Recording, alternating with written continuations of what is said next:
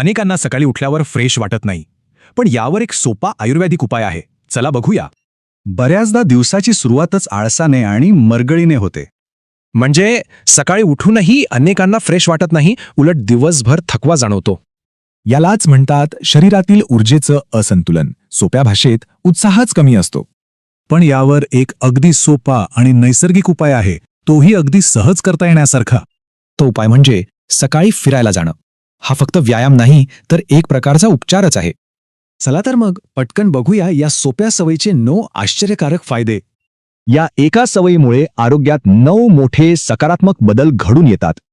सगळ्यात आधी बघूया शारीरिक फायदे. वजन नियंत्रणात राहतं आणि हाडसांधेही मजबूत होत आहेत. आता वळूया मानसिक आरोग्याकडे. यामुळे रोजचा ताण कमी होतो आणि मूडही फ्रेश राहतो. इतकंच नाही तर शरीर आतूनही मजबूत होतं, हृदयाचं आरोग्य सुधारतं आणि पचनशक्ती वाढते.